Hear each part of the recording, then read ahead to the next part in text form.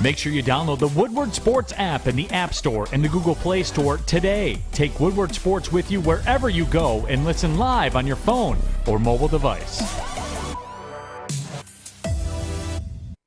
Good morning, everyone, and thanks for tuning in here on the Morning Woodward Show here on the Woodward Sports Network. Also featured on The Roar on 99.1, 93.5, and 94.7 HD2. Adam, good morning. Good morning. It's a little lonely in here today. I get lonely sometimes too. This is not fun for me. Jeff is sick. Again. Hope you feel better, buddy. Dealing with some pink eye. Goes home. Absolutely crashes to the floor. Falls asleep. Not feeling well. Hopefully his tests come back all good. Yeah, Poor kid. He'll be okay. I guess that time of the year, honestly. Everybody's getting sick. Everybody's getting sick. It happens every year, though. It's nothing new. It's really annoying, though. And inconvenient. But here we are. You want to know what else is inconvenient? Honestly, after last night, I mean, that second half was really bad. It was terrible. That was really bad. If you guys aren't sure what me and Maddie are referring to, the Pistons played last night. They played the Chicago Bulls. And Absolutely for the first half, to be honest with you, you were pretty happy as a Pistons fan. Isaiah Stewart comes out. They run heavy pick and roll offense. He's got 10 points in the first quarter. Everything's looking great. No issues. Yeah, you're down by what, 6, 7, 8 points at halftime? Not the end of the world. Not the end of the world. You could take that. On the road in Chicago, a good team in the East. Hey, we're competitive. I like what I see. And, of course, scoring less than 20 points, which has been one of my biggest frustrations this year with the Detroit Pistons in a given quarter. Happened twice in the third and the fourth quarter last night. They were outscored 72-35 in the second half. Outscored by almost 37. Unbelievable. In the third quarter alone, they didn't even score. They let 17 points go before they even scored. It was beyond. It was bad. I mean, was terrible. That's what a bad team looks like, right? Yes. We can all acknowledge they're a bad team right now. Young, fun to watch, but I mean, Jesus Christ. I wasn't expecting that last night. And the second half, I mean, look, they shot what? In total, 17% from the three-point line. Less than 34% from the field, just from the field in general. So off night. And they had a good first half. They were just beyond awful in the second half. And that's really frustrating. So yeah, you can look at the box score last night and you can come up with a lot of takeaways. You can come up with maybe, oh, well, everybody played bad. I mean, what can you really take away from a box score like last night? You look at Killian Hayes' box score, it does not do him justice. He actually played a much better game. But that's the thing with Killian. I'm tired of it. You have a good game, and I hope to God the next 4, 5, 6 games you do that again. Like I want to see more of that from Killian Hayes, and I think Pistons fans do as well. But yeah, last night, Chicago really took it to the Detroit Pistons in the second half. Lonzo Ball's averaging 15, 5, and 5. I believe earlier in the year, Pistons fans were calling for Killian Hayes to be a hybrid of Lonzo Ball. If you could get Lonzo Ball out of Killian Hayes, you would be happy as a Pistons fan. And for me, I don't know. I don't know where Killian is right now. That's really frustrating for me. You want to see a player develop. You want to see them get better. How can they be a part of your future? I know Saddiq Bey and Cade Cunningham are part of the future. What role does Killian Hayes play in? And I guess this honestly segues perfectly into the next aspect of the Detroit Pistons, which is Jeremy Grant. All the rumors point towards Jeremy Grant leaving the Detroit Pistons, which, is something I did say should happen before the year started. And here we are. But what exactly, Pistons Nation, hear me out. What's the trade out there? Because I don't see it. What is the trade out there where you can just sit back and when it's announced, you say, you know what?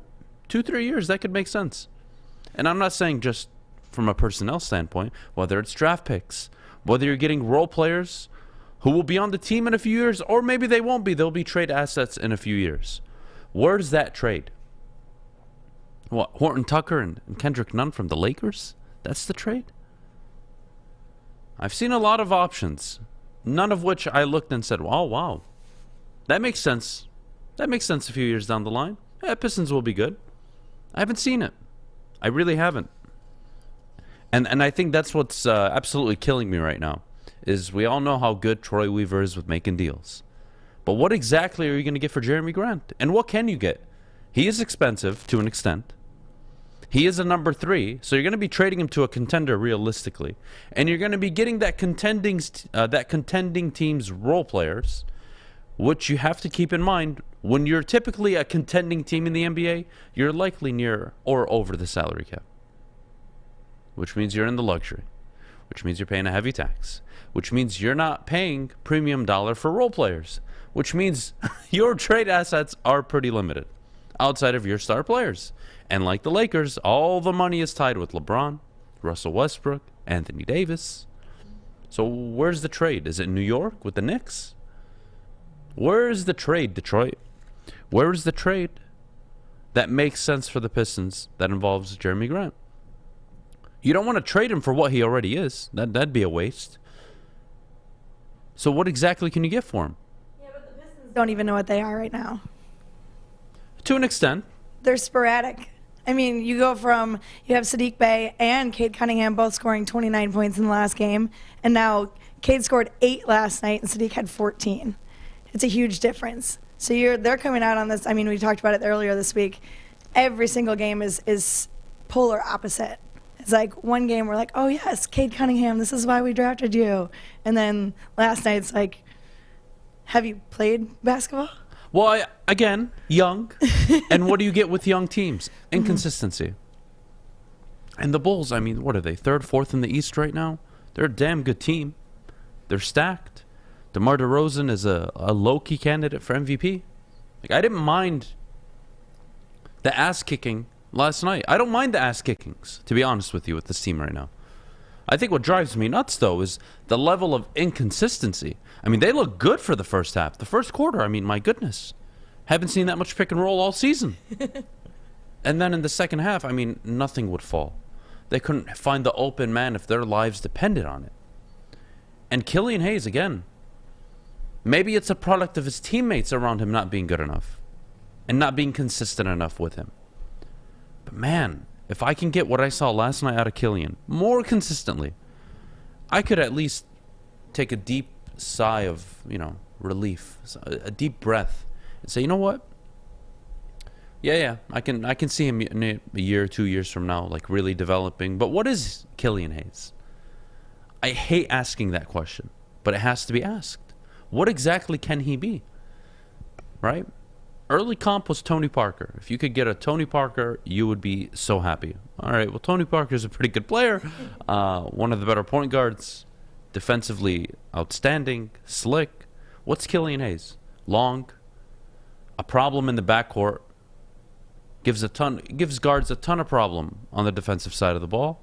But offensively, what does he give you? What does he give you? He can't spot up and hit the jump shot right now. Gets to the basket inconsistently. What is Killian Hayes? And for me, it's I wouldn't say concerning, but how do you make these three work together? Saddiq Bey, Cade Cunningham, Killian Hayes. And I hope they figure it out. Time. Time will only tell, of course. And you need to give stuff like this time.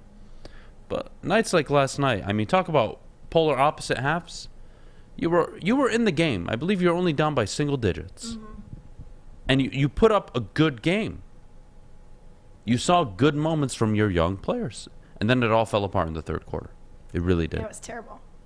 I mean, it fell apart for the entire second half. But the third quarter was really where it's like, oh, the game got away from us. Yeah. My favorite stat, actually, from yesterday is that Nikola Vucevic outscored the entire Pistons team in the third quarter by himself. Oof. Yeah. Yeah. Welcome to Detroit right now. That's the Pistons. I'm not even honestly upset about that. But I'll tell you what I'm not upset about as well. Cintron.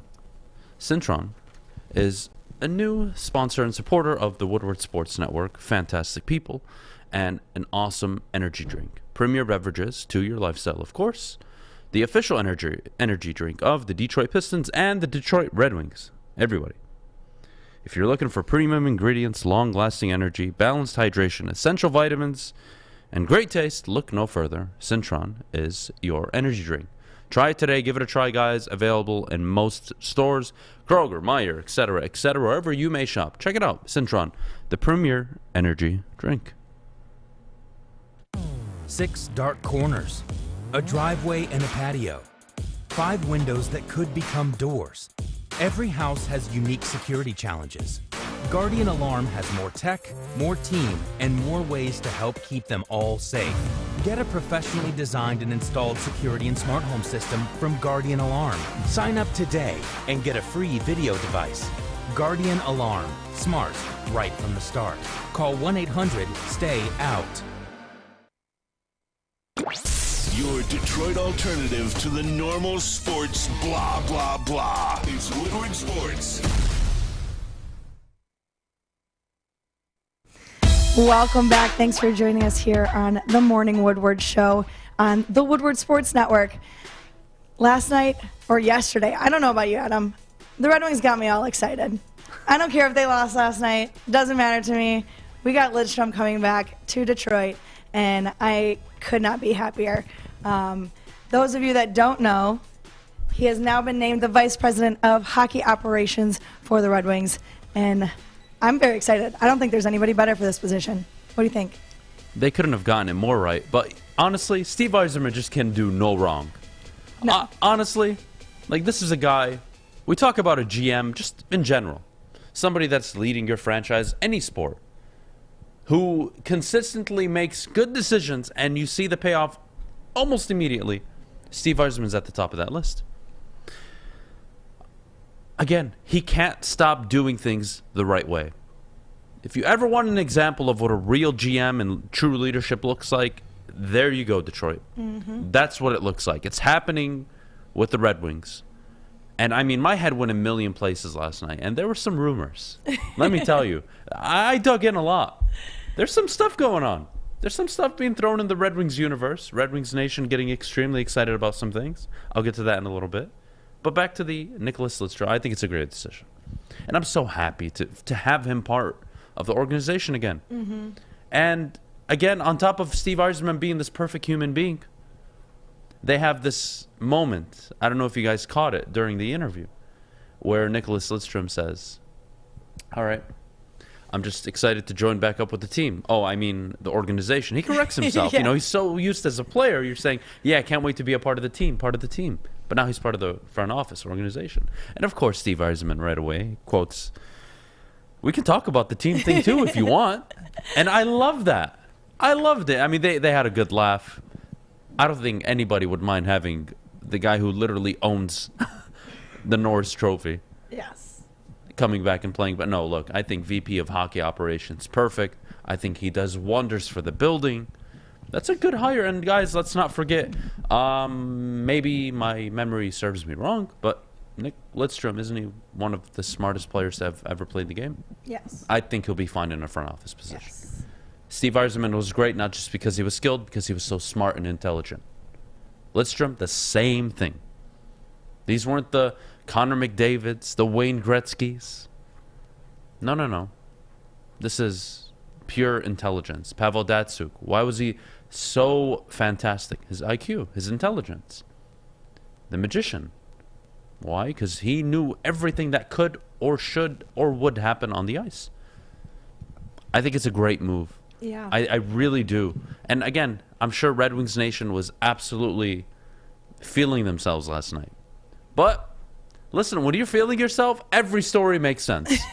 And damn it, I came across a story last night that absolutely made sense to me. And let me tell you guys, I'm not much of a rumor guy. I don't like addressing things, especially in the infant stages, but god damn it, this is one I had to jump on. I don't know if you guys heard. Feel free to chime in anytime. I love this. Reportedly, CSKA Moscow head coach Sergey Fedorov is currently 29-18, fourth in the conference in the Russian Hockey League. And he's having a good season, not bad. And I couldn't help myself here. Sergey Fedorov, head coach at CSKA Moscow, and obviously Russia, I mean, really produces good hockey. So he's doing a pretty decent job, and Jeff Blashill's doing his job in developing and growing players right now. Is it far-fetched to see the whole gang coming back in 2 years and Sergey Fedorov being your head coach? And honestly, Detroit Red Wings fan, be honest with me. Tell me that wouldn't be music to your ears. Amazing. If I told you 2 years from now, Sergey Fedorov would be announced as your head coach when your team is ready to contend. Hell, I could make the argument they're ready to contend next year. I am beyond high with this team. Yeah. I am so high on them. The growth they've shown, yeah, they finally have gotten a losing record, 17-4. But that's not the point. They have multiple all-stars on that team, young. My goodness. Sergey, Maddie, what do you think? Sergey, I would buy season tickets Oh, absolutely. the moment they announced him as head coach. And I would go to every game. Absolutely. When it's guys like that, I mean, this is hockey town. Detroit is hockey town. And Red Wings fans everywhere are so passionate when it comes to their hockey. So when you bring players back like that and like Lidstrom, who's spent his entire 20 seasons in Detroit, there's nothing more that we want than them to be a part of the organization. And they have that love for the Detroit because, well, when they were here, we were also a kick-ass team. So it's one of those things that's like we'll welcome anybody with open arms from the Red Wings. I don't think there's too many people that we would turn away, honestly. I want your feeling I want your opinion on this. I am of the mindset his jersey should be in the rafters. I agree with a lot of people here. Do you think Sergey Fedorov's jersey, number 91, should be retired sooner than later? Did he earn it? I think so. I can make an argument for He was that. such a... I mean, look, Sergey Fedorov, guys, was a two-way Hart Trophy contender every single year. I mean, he was unbelievable. He was faster, I think, than people even give him credit for. Unbelievably skilled, intelligent, one of the better players. And look, did they let him go in free agency? Did that hurt? Sure. But the years he gave you, I mean, some of the best years any Red Wings player has ever given this franchise. So I have no problem with them retiring. Look, I know tenure plays a part in getting a jersey retired. But damn it, I don't feel like seeing any Red Wings player wear number 91. I feel like when I see 91 in a Wings uniform, Fedorov. Yep. 13, Datsuk.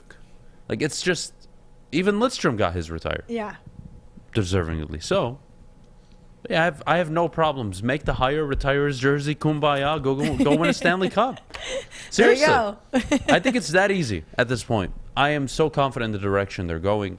We always talk about which Detroit sports team has the highest ceiling right now. Who's on the best trajectory? It's obviously the Detroit Wings. Red Wings. Mm-hmm.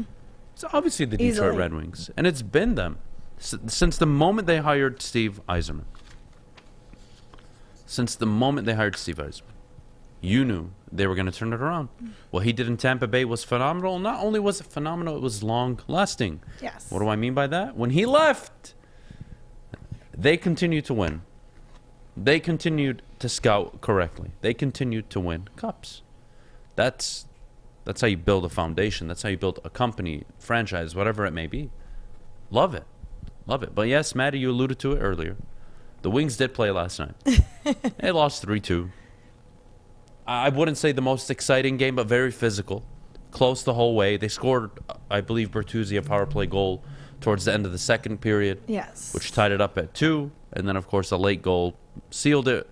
And nobody could find the back of the net in that game. I mean, good goaltending, good defense, physical hockey. I mean, the Red Wings have shown they can play a multitude of ways. They can get an abundance of shots. They can play gritty, tough hockey. I don't mind it. I like the diversity this team has shown. I really do. So, moving forward with the Red Wings, what Nick Lidstrom's role ends up expanding to, we'll wait and see. But again, you're building a culture. You're building a foundation where if you leave in 5-10 years, it will be okay for another 5-10, 15 years. That's your job. Your job isn't to just win now and then leave and then everything goes to crap. That's not good. That's not good optics. I never understood people giving value For example, LeBron James. Oh, when he leaves his teams, they pick number 1 overall. No, of course they do. Of course they do. Why wouldn't they? They're over the salary cap. They have a bunch of old veterans, and they're making a run for the NBA Finals. Of course they're going to suck. When you get rid of their star player, they throw away all the old contracts, and they bring a bunch of young players who can't win basketball games. Duh. I hate that argument. I think it's more powerful to walk in, lay your mark, and the team does fine without you when you're gone. New England. Bill Belichick's just fine right now. 10-win season. 1 year removed from Tom Brady. 10-win season. Took a year off. COVID season. Cam Newton as quarterback. Turns it around year 2. They're in the playoffs. The foundation's there in New England. Why Brady did help set that up. If you thought the Brady argument would be supported by the Patriots turning into a bad football team, I think you're missing the point here. And I feel the same way about anything Stevie Y has done. And Darren McCarty always sits up here and says the Iser plan. Yeah. I believe that's how he pronounces it. Mm-hmm. The Iser plan. That's great. Love the energy there. But there's something to this. I mean, this is unbelievable. What you're seeing in Detroit right now with the Red Wings, I have not seen in my lifetime. Even when they were the best team in hockey, there wasn't this level of leadership. I mean, even when it was Ken Holland in the early days, it was wheeling and dealing. Getting guys at the deadline, star players, free agency, controlling Eastern Europe. I mean, that is what it was. Scouting in Russia, Sweden. Nobody was doing that. Yeah. And now you're in a little, I would say, a more balanced league, salary cap era. A team that has whiffed on so many draft picks over the years. Eisman comes in, hit. That's how you do it. That's how you do it. Brad Holmes, Penei Sewell, Amon-Ra, St. Brown, year 1. You have faith in him. If he didn't hit on anybody outside of Penei Sewell, you would be frustrated. You would. You would be frustrated as a Detroit Lions fan if Brad Holmes didn't hit on anybody outside of Penei Sewell. You expect your GM to hit in the first round. That is an expectation where the GM's job shows whether or not he's doing a good job or not is in the 2nd, 3rd, 4th, 5th, 6th round. And, of course, in the 4th round, you got a stud wide receiver. Value. You can buy into Brad Holmes going into the offseason. That makes sense. Steve Eisman, you bought in right away. He had track record. I love it. And I am all for it. Maddie, I do want to ask you one thing before we go to break. All right? Are you buying season tickets with me? Yes. When, not if. When they hire Yes, Sergey already? I don't know. Fedorov as head coach. I am so in love with this idea. Oh, yeah. Like, I was sitting there laying down on my couch, reading over my notes, and scrolling through Twitter like I usually do because I'm an addict, admittedly so. And I see the rumor. And it's, from a respected Red Wings podcast Twitter account. Mm-hmm. And my mind goes in a million places. I couldn't sleep till 2 in the morning. I was so excited for this hockey team. We got to go to break. I got to tell you guys about the Fowling Warehouse. Let me tell you, I will not call Armani and Edwards cheaters today. I will leave it for another day. I'll leave it for another day. But I would like to openly challenge them to a Fowling competition. Yes. Me and Maddie. Yes. Ooh. Versus Braylon. I am so and here Ryan. for this. Okay. We would smoke them. Wow. I'm telling you. Listen. Game on. I'm starting a flag football team. Number 1 pick over there. Wow. I have an Number 1 arm, pick. if I do say so myself. And the number 1 pick at the Fowling Warehouse, Maddie Miller. My number 1 pick, Fowling Warehouse, guys. Go have a blast. Host your corporate party, team building event, family and friends. You want to call out your coworkers and take them out on a challenge? Hell, do it. We're going to do it. It's so fun, guys. You throw a football at bowling pins. Great time. They have a $2 Mystic beer machine. Bars in the facility. Over 100 beer choices. Guys, it's a good time. Family, friends, doesn't matter what you're doing for the holiday. Valentine's Day, coming up in February. Guys, you didn't reserve a dinner yet? Take her to the Fowling Warehouse. I can't guarantee she'll stay with you, but I can guarantee you'll at least have somewhat of a good time. We'll see you guys right after the break. Hi, I'm Kay Cunningham. I'm proud to partner with Hall Financial, the mortgage company known for 5-star service. Don't just take my word for it. Check out their 5,000 5-star reviews for yourself. Go to callhallfirst.com and get started with your 5-star experience today.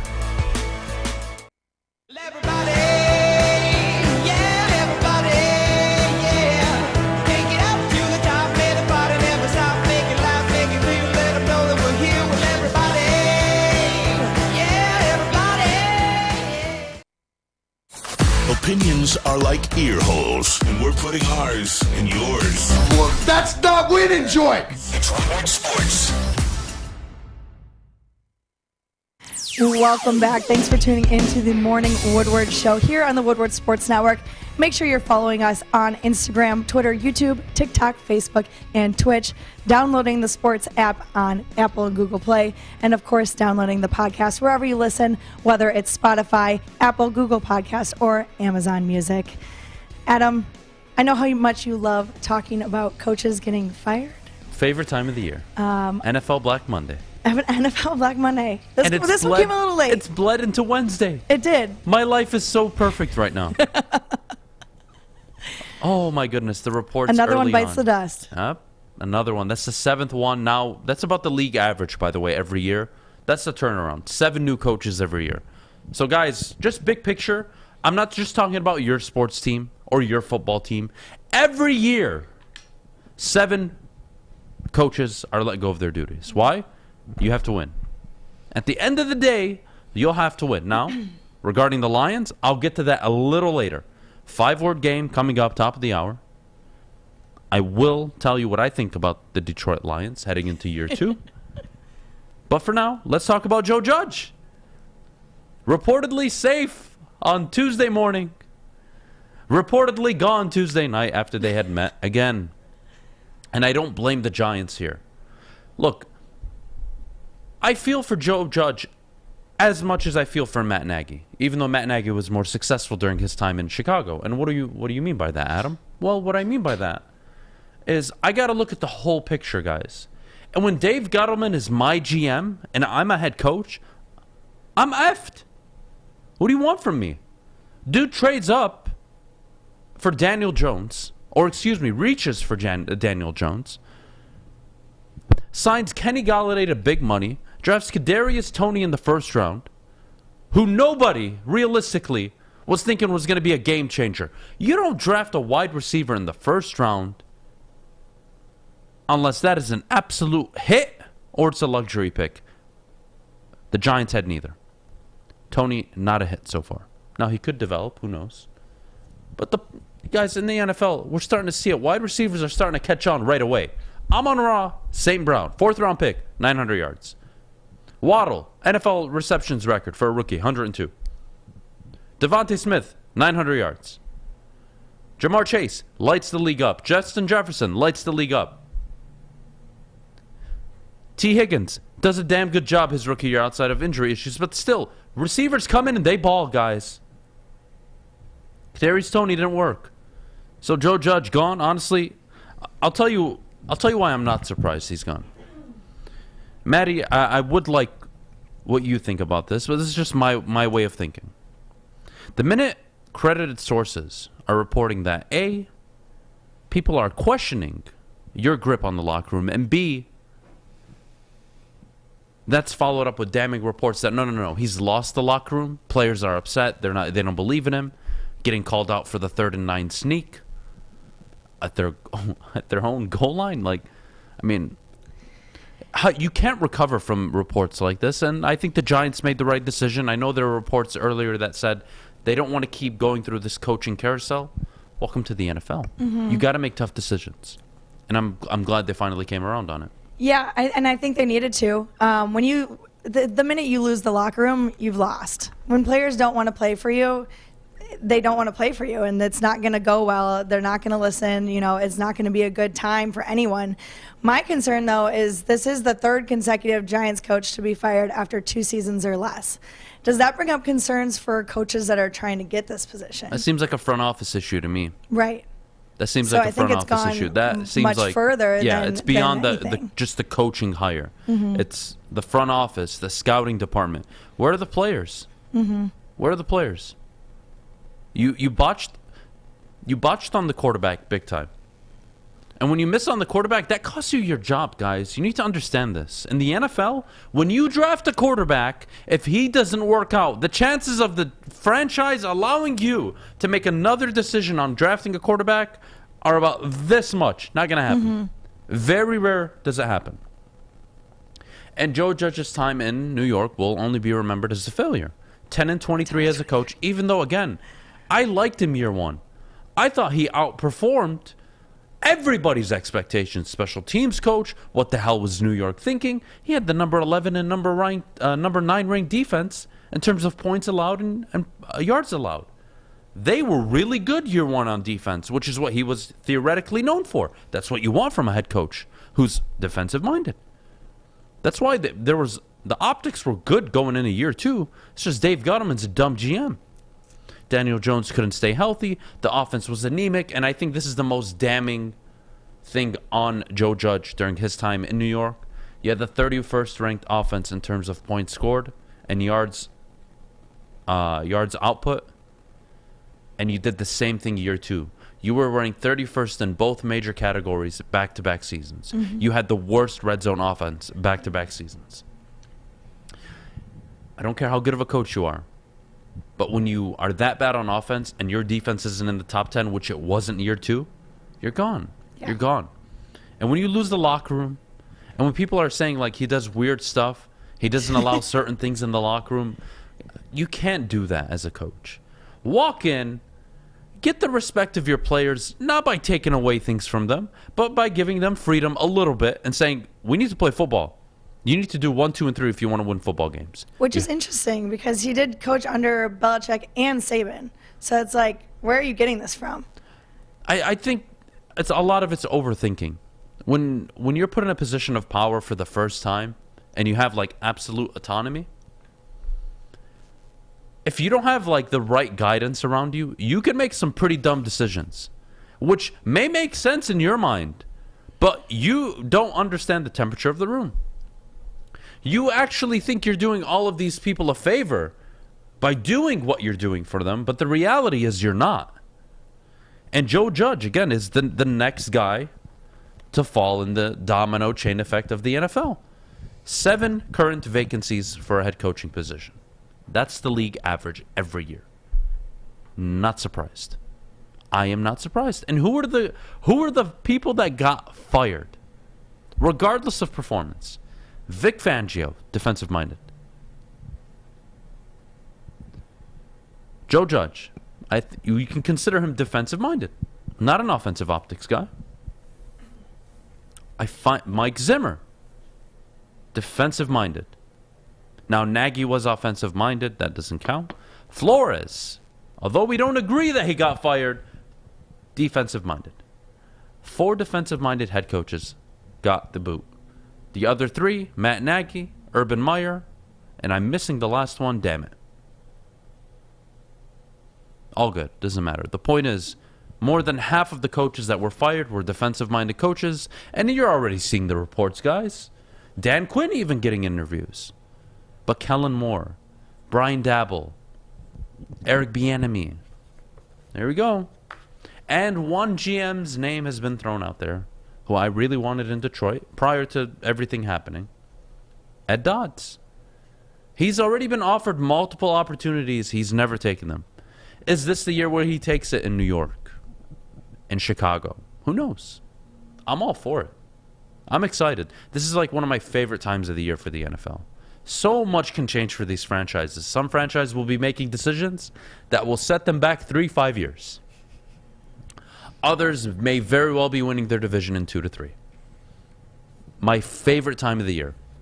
Favorite time of the year. Speaking of favorite times, and just talking about teams in general, the Giants and the Lions. This is a major conversation here in this sports town. Why? Because there are certain Giants fans that do work here, which is cool. And the argument or the question is, which team has a better future? The Detroit Lions or the New York Giants? And that's a good question if you ask me. What do the Lions have right now that the Giants don't have? Future optics. You can see it. Okay. What do the Giants have that the Lions don't have? Track record. Tough to go against track record, guys. Now, I think, Maddie, you brought it up earlier. In the last the last 3 coaching hires in New York, they've all lasted 2 years or less. That is pretty problematic. And in 8 of the last 9 years, Maddie, they've had losing seasons. This has been a losing franchise now for a decade. The Giants are a losing franchise for almost a decade now. That is what they are. But they have the track record of turning it around. Parcells, Coughlin. They've shown they can do it in multiple eras. They can win Super Bowls. They can win divisions. They can be in the wild card. They can compete. They've shown it. So who do I have more confidence in? Honestly, maybe you can call me biased, but I will say the Detroit Lions. Why? I really think I have to look at both optics right now. I have a GM in place in Detroit. I don't have one in New York. Now, who New York hires could very well sway my answer, but I don't have the information available right now, so I'm not even going to use that as an example or as a reference. Head coach, Dan Campbell. At least the Lions have a head coach. Giants don't. Who are they going to get? Who's willing to come to the Giants to deal with Daniel Jones, knowing that they have to draft a quarterback, and knowing that, yes, the Giants have 2 top 10 picks this year. Oh, it's not the year of the quarterback. What a shame.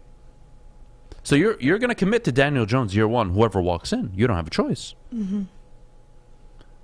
Are Giants fans going to want to see a 3-win team next year so you can draft a quarterback in the top 3? Is that what they want? Probably. Probably, but no coach wants to win 3 games. No. Ever. Ever. I don't care what the rebuild is. Even Dan Campbell. Mm-hmm. Even him walking into the situation, the goal was not to win 3 games. Believe me. Even if you guys can say all you want, oh, it was a wash year, whatever, I get it. I get it. But that is not how it works in the NFL. You got to win. Yeah. You have to win. And look, once you draft a quarterback, it gives you that, freedom where it's like, all right, you get a year or 2 to figure it out with him. But if you don't, you're done. And you probably never get a job after. Mm-hmm. So, yeah, I'm feeling more comfortable with the Lions right now than I am about the Giants. Too many questions. Who's the GM? Who's the head coach? Why should I say that track record holds extreme weight in this conversation when I don't even have track record in terms of the recent GMs and the head coach you've hired? The last 9 years have been a disaster. You thought McAdoo was a good coach. That's almost as bad as Freddie Kitchens. Seriously, guys. Look, I get New York has the track record. I can respect that. 2 Super Bowls in the 2000s. Totally respect it. Good franchise. Good owners. Patient owners. Don't mind it. You don't have a GM and head coach right now. Why should I listen to you say, well, the Giants have track record, when in the last 9 years, they have 8 losing seasons, and they've hired now they're going to be hiring their 4th head coach. Does that make sense to anybody? So I can use track record when it fits my argument, right? Oh, well, Giants have track record. The Lions don't. Okay, that's kind of the easy way out. But if I look at the last 10 years, it's not pretty on either side. And the Lions actually have more winning seasons in the last 10 years than you do. So track record, right? Recent track record, the last 10 years, Lions have been the better franchise. Now, of course, you go to that 1 year before, Giants did win a Super Bowl. But everything past that run, Giants have been a mediocre franchise. Mediocre hires. Mediocre decisions. Horrible GMs. Dave Gettleman should have been gone 2 years ago. Stop. I get the track record thing. Respect the Giants organization. I'm feeling more confident about the Lions right now. And I feel more confident about the Lions than, I would say, a majority of these teams right now that are looking for head coaches. And why shouldn't I feel that way? I think we're all confident in the GM right now, correct? Yes. I think the head coach, regardless of what you think about him, has leadership qualities about him. Does that translate to wins, division wins, playoff wins, Super Bowls? God, that is so far ahead of us. So I will not even be irresponsible enough to even say that. But I will acknowledge he has leadership qualities. I know what a leader looks like. He's a leader. Is he a football coach? Is he a guy that can win you games, win you divisions? We'll find out. We're going to find out. But at least I have something there. At least I have something there. The Giants have neither. They don't have the GM. They don't have the head coach. So excuse me, on a Wednesday morning, I'm not going to be listening to people say the Giants have a better future than the Lions because they have 2 top 10 picks and they have track record. 8 losing seasons in their last 9 years. That's their track record. 4 head coaches now in the last 8 years. That's their track record. That is their track record. Excuse me. Excuse me. That's the New York Giants right now. Oh, they have 2 top 10 draft picks. Cool. They don't have a quarterback. What do I always tell you guys on this show? You need 3 things. 3 things. Head coach, GM, quarterback. You're missing one of them, kind of tough to win in the NFL. But if you have the quarterback, that can compensate a lot of problems. Well, right now they're missing all of them. And they're missing all of them right now. And you want me to sit here and say they have 0 for 3. a better future than Detroit? Kick rocks. Get out of here. Waste of my time. Speaking of wasting time, you shouldn't waste time anymore when it comes to your home security. Guardian Alarm gets it. A good defense on and off the field helps you feel secure. Guardian Alarm has state-of-the-art technology that helps you feel safe, all with 24/7 local monitoring. Guardian Alarm also has convenient features that let you check in on your home, control lights, temperatures, and detect smoke or carbon monoxide. Call 1-800 Stay out. today. That's 1-800 Stay out. Absolutely. Guardian Alarm has been trusted for over 90 years and keeping families safe. Okay, you thirsty little spin goblins. I want you to pedal into the next dimension. Spin it! Spin! Spin! Uh-oh! Carmen's falling behind. Let's give her the hiss of shame. Spin! Spin! Spin till you bleed! Don't ride the bike of shame. Come to Planet Fitness and find your own lane with tons of equipment, free fitness training, and no hissing. Join today for just $10 a month.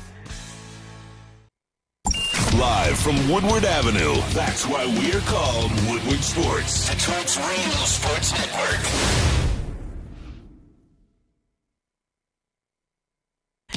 Good morning and welcome back to the Morning Woodward Show here on the Woodward Sports Network. We're talking Lions right now. The season's over. Last night, Brad Holmes decided to hold a season-ending news conference. Adam, what are your thoughts on that? Wow. Where do I even start here? I was happy with the way the season ended. Let's clarify that. Brad Holmes obviously came out and said that as well. Mm-hmm. I think just in general as a Lions fan, look, whenever you end the season with a win, it helps. Even whether you're 1-17 or 1-16 or you're 8-9 or 9-8, you always want to win the games. That's never a question here. So heading into the offseason, what are we doing with Brad Holmes? What is so funny? What happened? Mike in the chat goes, I want Maddie to push Spin Goblin Lady off her belt. I told you that. I'm not even going to say it. I told you. I'm done. I'm just going to say I told you so. I told you so. I knew it was coming. I knew it. People catch on, Maddie. People catch on. But look, Brad Holmes comes out yesterday. End of the season press conference. That's what I'd expect from my GM. And I like that he came out and said, nobody wants to win 3 games. Duh! But you know what? I think we ended the season with a good push. And I could agree with that. I really could. And he was very, I would say, I don't want to say hesitant, but that's the word I'm looking for. Brad Holmes was very quiet when it came to Dan Campbell and his future in terms of calling plays. And I love that because I want my head coach to make that decision. Mm-hmm. I told you guys a few days ago, came out and publicly said it. No problems with Dan Campbell taking over play calling.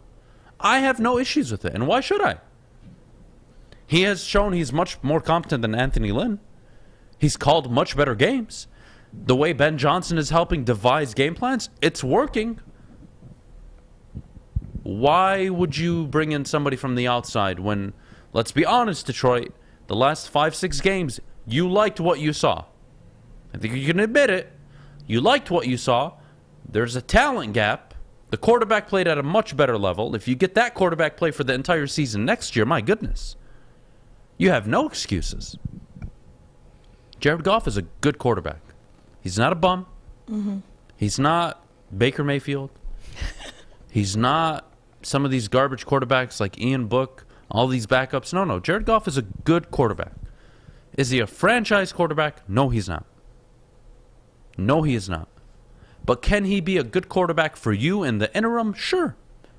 Given the run game is working, given the play calling fits what he can do best, absolutely. Given you get him one more stud wide receiver, given that TJ Hawkinson is available and healthy, I am sure they can figure it out and make something work.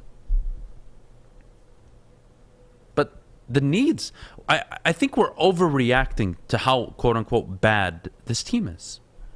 I think we are. I agree. I don't think the roster is as bad as people want to make it out to seem. And maybe that's to cover the record. Who knows? But what I see is an uncanny ability for this team to be involved in games. No, I'm not. Look, you want to point that to playing hard? I think it's beyond that. I don't think it's just playing hard. I think it's being able to put players in a position to succeed, which they have shown they can do, especially in the second half of the season. And considering they did it all while undermanned, how do you not expect me to come up here again and say good things? Now, if this was if I am doing sports talk hosting in Los Angeles for the Los Angeles Chargers, I am sitting up here saying, you have a quarterback that threw for over 5,000 yards, was one of, if not the best quarterbacks in the NFL this year. You have dynamic weapons on offense. You have studs on defense, and you, as a defensive-minded coach, failed to put together a good defense this year. I should be frustrated with 9-8. You lost the last 2 games of the year, failing to put yourself in the playoff. The Chargers roster, definitely not the Lions roster. No. All right? So let's all get that straight. But the point is, there are different levels of succeeding and failing. The Chargers, 9-8. Oh, well, it's a winning record, Adam. I would die for a winning record. No, you wouldn't. In their context, no, you wouldn't. Yeah. With Justin Herbert, 9-8 is unacceptable. When you have a franchise quarterback, anything less than a winning season is unacceptable. Yeah. Now, I'm not saying you have to win the division every year, but when you have the guy at quarterback, you expect to make the playoffs every single year. Fair or not? Yes. I think that's pretty fair. And right now in Detroit, I don't think you have those questions about, I would say, a majority of the offensive skill positions outside of wide receiver. You have a proven quarterback. I'm not saying he's the best thing in the world, but you're stuck with him. Yeah. So you have to stop thinking that, oh, we're going to move off of Goff this year, this offseason. We're going to get rid of him. No, you're not. No, you're not. Brad Holmes was quiet on Trey Flowers as well, which I thought was interesting. Mm-hmm. I'd like to see him leave as well. Just eat the cap, guys. Eat the cap hits. You're not winning a Super Bowl next year. You're not winning the division next year. Unless Trey Flowers plays out of his mind, you hit on 2-3 more draft picks, and the second-year guys all take a good year 2 step, and your quarterback plays at a top 10 level, I don't see how you win the division. I don't see it. Now, if Aaron Rodgers leaves, that's a whole different discussion. But again, you have to wait and see now. What's Minnesota going to do? They've got studs on both sides of the ball. What's Chicago going to do? Are they going to go into a rebuild? It's a very tricky time for the Detroit Lions. But I thought Brad Holmes' press conference was pretty good. I thought it was great. And one of my favorite things, and we've seen it all year, is he said that they're not afraid to play newer, younger players because they have to learn. And I love that. His exact words actually were, you can't stay on the driving range all day. You got to go play. So I thought that was great. And you talked about it earlier and you talked about it yesterday about how important it is to have decision makers and to be able to make those decisions and make them confidently. And I think that's what we have in Holmes and in Dan Campbell. And I think their dynamic is great, and I think they really are on the same page, and they're moving in the right directions together, which creates a foundation for Detroit. And Dan Campbell has the locker room. Am I crazy to say this team is going to win more than 7 games next year? I think so. With their schedule? If you're not 8 and 9, 9 and 8, I would be surprised. I would, not only because of the schedule. I actually think the team is going to field a good roster next year. Mm-hmm. A lot of players coming back. Jeff Okudah, I hope to God, look, I'm done thinking about him as a shutdown corner. Probably never going to happen. Can he contribute to the football team? That alone is an improvement. Can he contribute? Can Aleem McNeil and Levi take a good step in year 2 and actually cause more chaos in the backfield? Can your quarterback keep up the good play he had down the stretch? Can your head coach, now in winning situations, make the right decisions? Mm-hmm. Guys, all questions we're going to get answered next year well into November. For now, it's obviously impossible. It's all hypothetical. But the point is, this year, I'm sorry, Lions fans, I was not on board with the idea of you winning games. I know you don't like me for that. Was not on board. Next year? Oh, hell yeah. Yeah, no, win. You play football to win. This year? Hell no. Never had a chance. Next year, you have to win. And not because you have to win the division to keep your job. No. But if you think in reality, any of you, that you can have losing seasons on a consistent basis and keep your job, you're full of yourself. You're delusional. Matt Rule, you don't have 8 years, buddy, to build a team and get the quarterback right. You got to do it next year. You're done. Sorry. I may like you. I don't care. Welcome to the NFL. Get it right or you're done. Dan Campbell. You can't go 3-13-1, 4-13, and then 7-10. 7-10. No, you're gonna get fired. You gotta win football games. I hate how people actually think that you can lose a lot of games in the NFL as a head coach and think you're gonna keep your job. Bill Parcells, first year, 3-12-1. Didn't have a losing season after that. You gotta win. Yeah. I always say the NFL is the easiest league to turn it around like that. And I don't mean easy in a way of, oh, well, any team can do it. No. If you just do the right things for one off season, you will be significantly better. And even if you don't have a quarterback, you can win games. Kirk Cousins, 8-9. Baker Mayfield, 8-9. Or 8-1, or whatever the record was at the end of the year. I don't know. You can win games in the NFL with average quarterbacks. Ryan Tannehill, they're 12-5. They have the best record in the AFC. Now, I may not like Jared Goff for the future, but there is no future with Brad Holmes and Dan Campbell if they don't win football games, guys. There is no future. There is no, oh, well, I can't wait till we get our quarterback and Dan Campbell's going to do this. No. Win. Got to win now. Well, I think they showed Your one's us gone. that. Your one's gone, Maddie. At the end. We came back. I mean, from the start of the season to the end of the season, it was night and day with how the Lions played. So, I mean, obviously it was a learning experience, and we knew that was going to happen. We called it a wash year. We knew they weren't going to win games.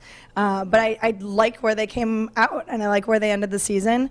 I think they're going to have a bright future next year. And no, they might not win a ton of games, but I say they win maybe 8-9 games next year. I don't have a problem with that at all. I think they can absolutely do it. I think we have strong players, and I think Dan Campbell is going to kill it in this offseason, and I think we're going to come out stronger next year. Yeah, look, I think barring a disastrous offseason where they just miss completely, which I don't expect because the track record of Brad Holmes so far is he knows what he's doing. I trust the guy. 2 first-round picks, 2 second-round picks.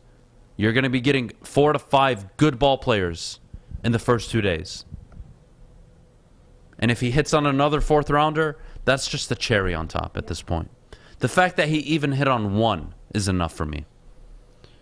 If you go 3-5 years and you hit on one 4th, 5th round pick and they become one of the best players on your team, that's a home run. That's legacy defining. All right, now go hit again in the first round. You got to hit in the second round. Look, I know you took 2 D linemen. Okay seasons, nothing special. Hopefully they take a good forward step in year 2. It's time to win now. Now it's time to build towards winning a division. Build towards winning playoff games. And the only way you can do that is by winning football games in the regular season. You can't win divisions, win playoff games if you're not winning games. Yeah. So that's the state of the Lions right now. And again, we talked about it a little earlier. Who has the better future, the Giants or the Lions? Excuse me, it is the Lions. And I think for anybody to realistically say the Giants, I think it's extremely naive. It really is. They have 2 top 10 picks. Okay. Are they both going to hit? Nope. Can you guarantee me that they're going to hit both first-round picks? No guarantee. Oh, are they going to hit on their GM and head coach, which they haven't hit in the last 9-10 years? Oh, well, can't guarantee that. Oh, so what the hell is the track record here then? Track record is 8 losing seasons and 9. The Lions have more winning seasons in the last 9 years. I rest my case. We got to go to break. When we get back, the return of the 5-word game. I love this. This is one of my favorite things to do.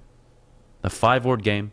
I'll describe a team, a player, a situation in 5 words, and I'll get you guys' feedback on it. But before we go, I got to tell you about Gypsy Vodka. Gypsy is the best tasting and smoothest vodka on the market. Support our local brothers here in Michigan. The vodka is made in Petoskey, Michigan. And do us all a favor, try a bottle today. Ask for it by the name of Gypsy. Again, ask for it by the name of Gypsy. And as always, people, drink responsibly. Everything that we've hoped for, finally. He's going deep, right side. Oh, that is Edwards out there. He goes up in the air at the goal line. Hey, it's Greg Edwards here, wanting to welcome the sports marketing agency to Woodward Sports Network, to the family. Glad to have you guys. For the last decade, the sports marketing agency has literally leveraged athletes around issues such as mental health and substance abuse.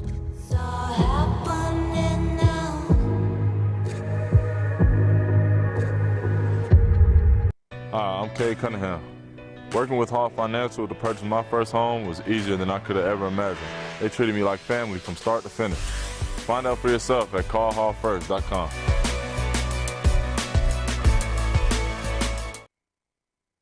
Woodward Sports. Missed part of the show today? Watch again on YouTube or download the podcast anywhere you listen to podcasts. Welcome back to the Morning Woodward Show here on the Woodward Sports Network. Also featured on The Roar on 99.1, 93.5, and 94.7 HD2. All right, let the games begin. We've got the 5-word game here, Adam. Are you ready? I love this. Favorite time of the day? One of my favorite times of the week when we get to do this. 5 words to describe a team. We're going to start with the New York Giants, who we've talked enough about on this show, but I do have to say, 5 words? Good luck with that project. Good luck. Seriously, you're going to need it. 8 losing seasons in the last 9 years. We touched on it earlier already. Yes, you have good draft capital. Yes, I may like your current outlook in terms of young core players, but you paid way too much for Kenny Galladay. Kadarius Toney, I still have a ton of question marks about. Don't get it. Don't get what people see. Sorry. Not my cup of tea. Good luck with that project. I won't waste time. On to the next one. This is one of my favorite ones. I think I did a good job with this one. And I would like your thoughts on this. The Miami Dolphins. Bye-bye, Flores. Hello, who? You fired Brian Flores, and I've yet to hear a serious candidate come out of Miami. Nothing. Again, just my opinion. When you make that big of a hire, or excuse me, a fire, when that decision is made, it is already predetermined who you're going to get. It is almost immediate. Now you have to go through the NFL protocols. You have to interview a certain amount of people, certain minority group, et cetera, get all that. But you can't tell me that these teams haven't already made up their minds. What are you doing in Miami? What exactly are you doing in Miami? Has anyone found new information on what the Miami Dolphins are doing? No. It immediately looked like Jim Harbaugh. And it immediately went away like that. Why would they tell you what they're doing? It's not that they come out and say it. It can always be reported and leaked to the public, Fish. Well, they obviously are smart enough not to get... If they would say, hey, we want Jim Harbaugh, you know how many other NFL teams would go, oh, Jim Harbaugh? And then they'd swarm over Jim Harbaugh and the Dolphins could lose Jim Harbaugh. Even if they publicly announced, we're going to be pursuing Jim Harbaugh this offseason. All that does is put Michigan on the map in terms of, all right, what is it going to take to keep him here? It does. And again, when you say we're coming after Harbaugh, you don't say that publicly unless you've already talked to him and you guys have come to an agreement like, all right, if you can financially make this work, if we can come to an agreement in terms of structure, power, I'm willing to be the head coach there. I don't see it. Where's the head coach? Again, the offense has always been the problem in Miami. Okay, moved off the defensive-minded coach. Who are you bringing in? Who's going to come in and want Tua as their quarterback? Who? Kellen Moore. Kellen Moore's going to take a job in Miami, right? Are you blasting Tua Tagovailoa? Absolutely. Absolutely. He's an average quarterback. Okay, but 7 to 8 wins in a row is pretty darn good. Oh, my goodness. I love the win stat for quarterbacks. Did the Lions get 7 8 wins in a row? No, they did not. Yeah, who else got 7 8 wins in a row? 7 losses Buccaneers. in a row, too. We're talking about the Miami Dolphins. The Chiefs. We're talking about the... You're bringing up Super Bowl teams now, Fish. Yes, that's what I'm saying. The Dolphins are not a Super Bowl team, so 7 8 wins in a row with them is very impressive. It is impressive. And starting the season, and 7 losses is very impressive. It starts with the defense that carried them all those games. And all the times Tua threw for under 200 yards. And all the times he... No. Adam, how do you score touchdowns? I'm not going to let you get away with this. How do you score touchdowns in football over in the Americas? The defense scored more touchdowns at times than Tua did. Yeah. I don't even want to hear this. Stop it. Stop it. No, Tua's an average quarterback. Best of luck to Miami. I really think they made a bad decision. Bye-bye Flores. Hello who? I thought that was good. Maybe I'm just thinking too much of myself here right now. All right, the next team. This is, I think, my favorite one. Bryce Young or C.J. Stroud? The Cleveland Browns. Bryce Young or C.J. Stroud? Baker Mayfield should not be your quarterback of the future, Cleveland. You have a good roster. You got to retool it a little bit because you're going to have to wait another year. Baker is not it. In the division with Joe Burrow, a backup quarterback in Pittsburgh, and Lamar Jackson, you have the worst quarterback in the division. I'll take Mason Rudolph, who's absolute hot garbage, over Baker Mayfield. And, of course, the Browns, they committed. Andrew Berry came out and said that we are committed to Baker Mayfield being our starting quarterback in 2022. Great. That's the last season he should ever be in Cleveland. Yeah. And I really think you guys should consider how the hell you're going to position yourself to draft a quarterback at the top of the board. Whether it's going to cost you future draft capital, one of your star players, not sure. All I know is you need a quarterback. Baker's not it. I don't want Baker for anyone. Baker should be out of the league. He shouldn't be playing for anyone. No. In my opinion. I am so happy you think this way. Sorry. Thank you. Not sorry. Somebody in this room, thank God, somebody in this room agrees with me on Baker Mayfield. He's a bum. It kills me. You aren't winning your division next year, Cleveland. I don't care how talented your roster is. You're wasting Nick Chubb. You're wasting that offensive line. You're wasting that defensive front. You're wasting that secondary.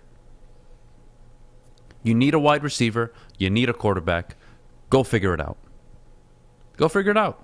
You're not getting Aaron Rodgers, Cleveland. Stop with that. That's not happening. Aaron Rodgers would never go to Cleveland unless he had to play against you. That is the only reason he would ever visit Cleveland. All right, let's just get that out of the way. Nobody likes you, Cleveland. You're going to have to draft somebody. Missing out on a great city. And hold them against their will to come play for you. All right?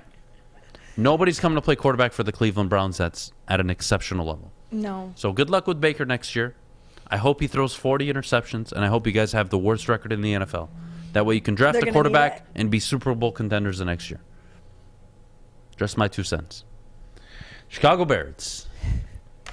I'm killing it with the titles this morning. What do you think? Oh, you're doing a great Not job. bad? All right, I think this one's even better. I can't stop. Fields of hope or disaster? Justin Fields is the current future of the Chicago Bears, whether the next GM and the next head coach like it or not. Whoever they bring in, they will have to commit to Justin Fields. Year one, minimum. Minimum. Having said that, if he does work out, watch out for the Chicago Bears. You're talking about an optimistic future if he turns out to be a franchise guy. Has he shown it yet? Absolutely not. But what do you get in Justin Fields? A high character guy. He's a guy that can lead your locker room, lead your franchise. But can he do it on the field? Haven't seen it yet. Injured. Not a good look for a first-year quarterback. So the next GM, the next head coach, whoever Chicago does decide to bring in, they will have to make that choice in less than 2 years. Is he the future? And the only way you make that decision is by seeing him on the field. So no Andy Dalton next year starting. None of this. No. Justin Fields, go out and play 17 games. Let's see if you can do it. And if he can, great. Chicago, you answered one of the hardest equations in football, which is the quarterback. Yeah. If you get that right, everything else falls into place eventually. Yeah, but they're another team right now, 0-3 with the things that they need. Yep. They need a GM, need a head coach, need a core. I love Maddie this morning. Absolutely. Hitting it on the money. Yes. Absolutely. Absolutely. They are another team that's missing all of the current requirements to be a successful team in the NFL. The next one. I had fun with this one. I had fun with all these, honestly. The Denver Broncos. Quarterback away? Join the club. Look, I am tired of these teams like the Panthers, the Browns, the Broncos. If we just had a quarterback, we could contend. Congratulations, Captain Obvious. Join the club. You need a quarterback, go get one. John Elway is yet to prove, outside of Peyton Manning, that he can go out and get a quarterback. Paxton Lynch, Drew Lock. Should I continue the list? It's not worked out for the Denver Broncos and the quarterback position. They need to hit. They've got the roster. They've got the run game. Decent offensive line. Good tight end. Good wide receivers. Very good defense. Get the quarterback right, and you'll be happy. Easier said than done, though. Easier said than done in Denver. And they're one of the teams. Don't have the head coach. Don't have the quarterback. And I could argue don't even have the GM. The GM has not proven he can get a quarterback. It's proven he cannot draft a quarterback. And this is not the year we can all agree to draft a quarterback in the first round. No. So you're going to take a flyer in the second or third round and hope it works out? Denver, if you don't get Aaron Rodgers, it's going to be a long off season for you. It's going to be a long season. Good luck. Good luck, Denver. You're in what I call deep you-know-what. And, of course, you can't do a 5-word game without the Detroit Lions. The Detroit Lions. Year one over. Start winning. That's the mindset. That's the motto. That's what it's got to be now. I always compare Dan Campbell to Jim Schwartz. Why? I think they both took over very toxic situations. Yeah. An 0-16 team and a Matt Patricia team, which I could argue was worse than the 0-16 team in terms of just building vibe, culture, fan base, etc., etc., etc. Time to win, guys. Go win football games, even if it's only 6 or 7. You take that step in year 2, everybody's going to be bought in for year 3. But what happens year 3? You have to win 10 games year 3. You have to. It is a requirement. 9 is not enough. 8 is not enough. No. Year 3, you have to be winning double-digit games. And if you aren't, you are not the right head coach for this football team. Dan Campbell or anybody else. If I'm a New York Giants fan, hell, I'm a Jets fan. Robert Saleh. 3 wins this year. Go win me 6 or 7 next year. You win 6 or 7? Cool. 10 the next year. If you're not showing progressional growth, what the hell are you doing? I don't want the coach that wins 3 games, 10 games, back to 4 games. I don't need that. That's not a football coach. It isn't. Next year's schedule fits very well for you guys next year. Start winning. Take advantage of it. Get the winning mindset in the city. And then we'll talk about free agency. And then we'll talk about what you're doing at quarterback. And then we'll talk about what futures does this team actually have. But year one's over, guys. It's done. Bye-bye. Sayonara. Rebuild year, done. Start winning games. Time to start winning. Even if it's only 6 or 7 games, I am here for that. I've seen it before. Jim Schwartz. Do you guys remember Jim Schwartz in a bad light? Not really. No. He never delivered. But he did bring you out of 0-16, so you remember him fondly. Dan Campbell, whether or not he's the division winner guy and the playoff, really deep in the playoff guy, or if he's just the next Jim Schwartz, I think you walk away from that happy. Detroit? So start winning games. Start winning games in year 3, go out and win double-digit games, and then you can start to maybe chip away at that same old Lions mentality. There you go. That's the 5-word game. What'd you think? You did great. Not bad? I like it. No. I like the Flores one. I thought that was pretty, cheeky. Yes. Maybe that's the word for it. Cheeky. Yeah. Now, I thought it was cheeky. The Broncos maybe a little bit passive-aggressive. Sorry, Denver fans. Giants fans, you get middle fingers from me. I don't really care. I don't have sympathy for you. There you go. That was the 5-word game. Do you have sympathy for anyone? No. Oh, I think everybody's so. in control of their lives, and they should make the most of it. No matter their situation. I'm one of those people. That's fine. One of those. I can live with that. All right, fair enough. All right, guys, let me tell you about Lady Jane's. It is the place to be. I sit up here with Jeff all the time. I'm sure you guys have looked at his hair. And even my hair, I need a haircut. I'm definitely going today to Lady Jane's to get a haircut. I got to get my beard cleaned up a little bit. I got to get lined up. I got to cut my hair. It's way too long. I'm going to look like Maddie in a week. This is not good. And imagine Maddie with a beard. I can't. This is not going to work right now. So I do got to go get a haircut. Lady Jane's is absolutely where I will be getting it. Make your hair game ready. Get to Lady Jane's, open 10 to 8, 7 days a week. Walk in anytime. It's wicked awesome. What's the over-under? Should I tease? Who is the lock of the night? Make sure you're watching Woodward Bets to get the latest in sports betting and more. Woodward Bets daily on Woodward Sports. Everybody, yeah, everybody, yeah. Take it up to the top, may the body never stop. Make it loud, make it clear, let them know that we're here with everybody. Yeah, everybody, yeah. Go! Detroit Sports on Demand. DeAndre Swift, he's going to take it all the way for the touchdown. Open in the corner, he triple. Make sure you download the Woodward Sports app today. Take us with you everywhere you go. Search Woodward Sports Network or WSN Live. Welcome back. Thanks for joining us here on the Morning Woodward Show here on the Woodward Sports Network. Make sure you're following us on Twitter, Instagram, YouTube, TikTok, Facebook, and Twitch. Downloading the Sports app on Apple and Google Play, and downloading our podcast wherever you listen, whether it's Spotify, Apple, Google Podcasts, or Amazon Music. Adam, I think everyone knows that you have very strong opinions. Do I? No.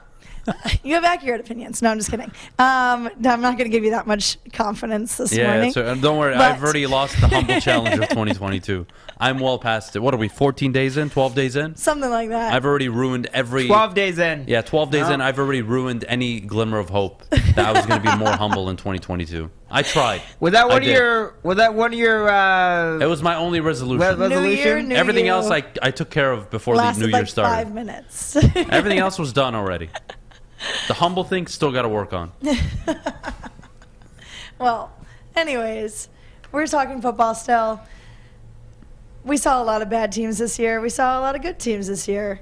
Do you think that there's any teams that were more or less bottom feeders this year that can come on top next year? Well, let's look at these bottom feeders that sucked so bad. We'll start in the AFC. Got the Jets, Ravens, Jaguars, and the Denver Broncos. And then you look over to the NFC, the Giants, Lions, Panthers, and Seahawks. Yeah. What do they all have in common? They were fourth in their division. Now, this is not a time for me where I'm going to absolutely slander all of these bottom feeders. They're already at the bottom of their division. That's enough slander enough, all right? So I'm not here to make it worse for them. I'm actually here to give them some glimmer of hope in the future.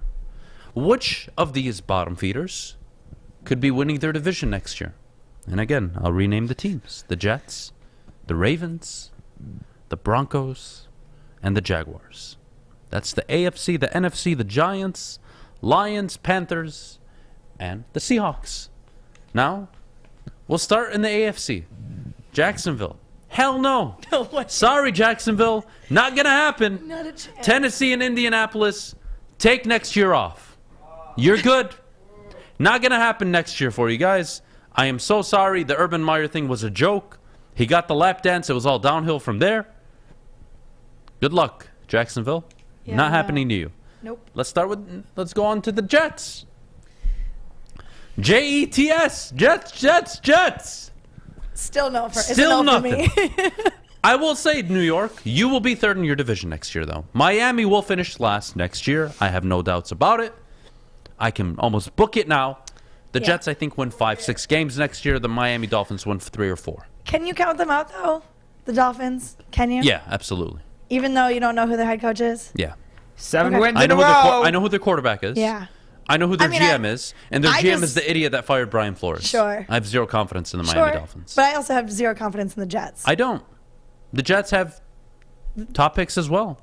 They're going to be able to revamp their roster. They have a decent salary cap. Robert Saleh, again, I may like you, Robert.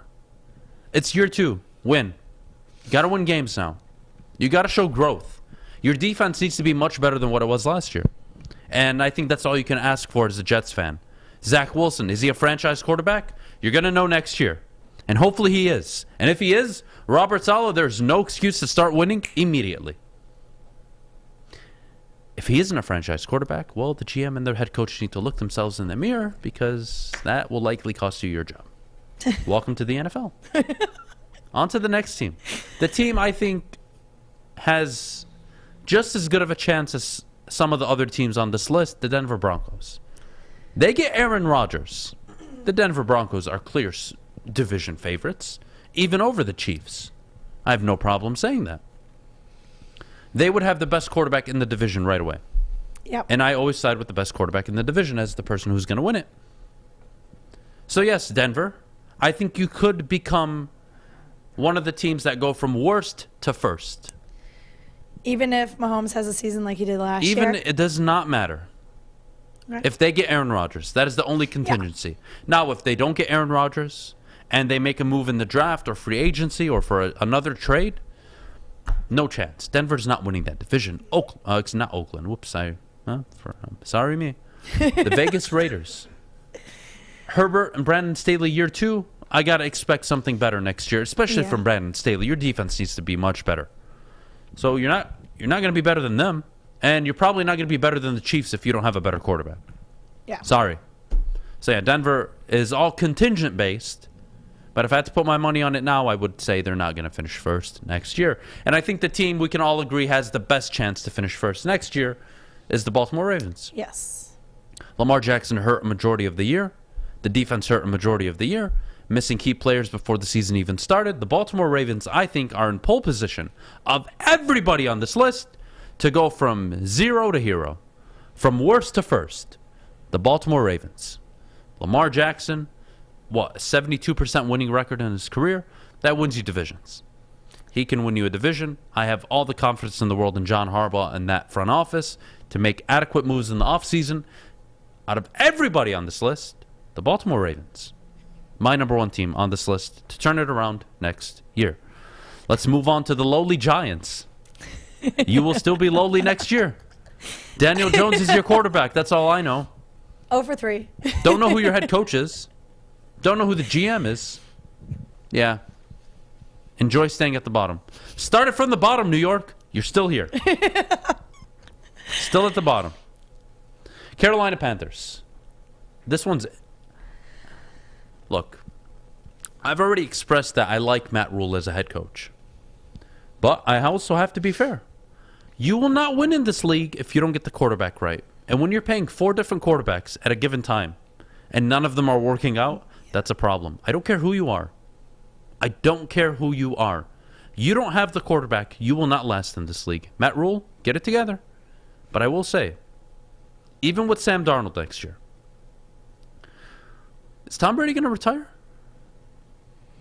I don't think so. Are the Falcons going to be really any better than they were this year? No. Saints?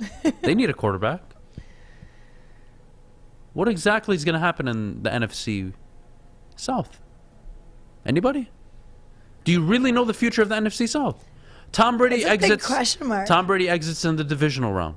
It's a big question mark. He comes back. Is he still going to be Tom Brady? We always say this every year, but seriously, guys, come on. 45, now going to be 46. Is he going to throw 45 touchdown passes again? Probably. Probably, but Jesus Christ, how long is he going to keep it going? What the hell's in that kale salad? I want it. But it would not surprise me if the Panthers won the division next year. I'm not saying they will, but if they do, With Tom Brady? even or with without Tom Brady, I think next year the division winner in that division, 10-7. Okay. 10-7, 11-6 at best. And look, I like the Carolina defense. J.C. Horn will be healthy next year. CMC, will he be healthy?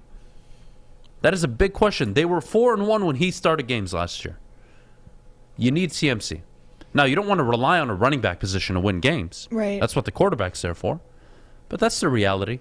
If they're healthy next year, I like the Panthers to at least improve. I'd say number 2. I'd put them in number 2. Yeah, I think they could finish second easily in that division. But if Tom Brady has a down year, or the Buccaneers aren't healthy, or he just retires, for me, I put money on the Panthers. Absolutely.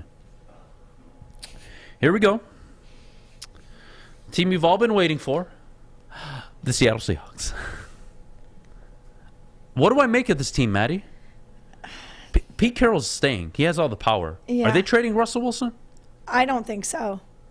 I think there's going to be a lot of talks about it, and I think, but I don't know.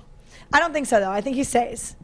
He doesn't want to leave. I don't see them getting they won a lot of their games towards the end of the year. They look like a damn good football team. The defense not the best, but Rashad Penny looks like a clear number 1 back. You can definitely rely on him. Yeah. Metcalf, Lockett, love the receiving core. Tight end, I'd like a small upgrade. The O-line, I'd like a small upgrade. The defense needs a big upgrade. What's going on in Seattle? What exactly is going to happen? And I'm not sure, to be honest. I'm not. So I'm gonna stay off of Seattle. They're in the hardest division in football. Yeah. Cardinals. That's a tough spot. The Rams.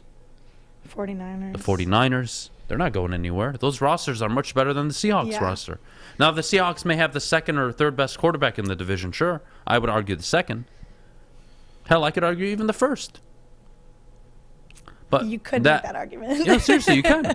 I can make the argument. It's Russell Wilson. Yes. Matthew Stafford, Kyler Murray, Jimmy Garoppolo.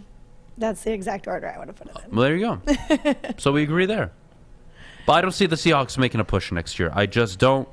I am curious to see if they trade him. If they trade him and he goes to Denver, the Saints, hell, even the Panthers. If he goes to any of these teams, they're division winners next year. They're winning. Minimum. They're going to win next year. I'm all for it. It'll be a fun offseason. And, of course, we're going to end it with the Detroit Lions. You fall under the Denver category. Contingency. I will say it today, January 12th, 2022. Aaron Rodgers leaves the Green Bay Packers. I'm willing to say the Lions have a chance to win the division. I won't go out and say they will, but I think they actually have a better chance than most people would give them a shot for. Now, Adam, Jordan Love and the Packers, how are they going to figure it out? They're going to lose Devontae Adams if they lose. Well, yeah, but they're the Packers. They'll figure it out. They've always figured it out. And they have the best coach in the division. What's Minnesota going to do? Who's the coach they're going to bring in, the GM they're going to bring in? Minnesota can easily win the division. I can make an argument they are more likely to win the division than the Lions are next year if Aaron Rodgers leaves. I see the Lions season going somewhat like the Vikings next year. 8-9-ish? Yeah. Okay. I'm not opposed to that. I think the schedule is super friendly, obviously. Yeah. Yeah, I think 8-9 makes sense. Can they win the division with 10, 11 wins? No. We'll have to wait and see. I wouldn't put money on it, but I would definitely take the over on the wins next year if it's set at 5.5. I would definitely do it. So there's that. That is the worst to first. Thank you, guys. I hope you enjoyed that one. And what I hope you enjoy more, and I kind of segued towards the end, is the over-under bets. Prop bets, guys. MyBookie's where it's at. Get your future bets in now. What are the Lions' win totals next year? What are they projected? I'm taking the over most likely. I'm all in. I think next year is a win now season for them. And that doesn't mean win the division, but that does mean show significant improvement. And with MyBookie, guys, you have no better opportunity than to bet on the futures with their convenient user interface. Sign up today using code Woodward. They'll match you dollar for dollar. Start 2022 with a bang. Win some big money. You've got the Super Bowl coming up. You've got the NFL Super Wild Card of this weekend. You've got college basketball. There's so much to look forward to. March Madness coming up in a few, 6, 7, 8 weeks. Lots of good games to bet on coming up. And I suggest you do it with MyBookie. And if you do have a gambling problem, call 1-800-270-7117. 6 dark corners, a driveway and a patio, 5 windows that could become doors. Every house has unique security challenges. Guardian Alarm has more tech, more team, and more ways to help keep them all safe. Get a professionally designed and installed security and smart home system from Guardian Alarm. Sign up today and get a free video device. Guardian Alarm. Smart, right from the start. Call 1-800-STAY-OUT. Putting on a show here, and that's how you answer. We love our sports. We just wish they'd love us back. Detroit sports for Detroit sports fans. Woodward Sports. Welcome back to the Morning Woodward Show here on the Woodward Sports Network. Guys, college football season is over. Let's take a look back at some of the best moments. Adham? All right. I mean, I guess we could start with Michigan State. I think that's fair. Michigan State's magical 11-win season has to be, I think, at the top of memorable moments throughout college football. They really did. They had a hell of a season. Mm-hmm. Keep your fandom aside. I don't care who you root for. Sparty, Wolverine, Ann Arbor, East Lansing. I don't care. I really don't. All I know is Mel Tucker had a hell of a year 2, and I would honestly call it year 1. He had half a season last year, barely. COVID restricted. What, 2-5? 11-2. The recruiting will only get better. I'm extremely high on Michigan State, and they did finish 9th in the AP poll postseason, which is the highest they've been ranked at the end of a season since 2015. Now, where does that take me to my next team? Michigan. The Michigan Wolverines, ladies and gentlemen. They finished 3rd in the AP poll, the highest they have ever finished to end the season since 1997. When they won a national title. Isn't that ironic?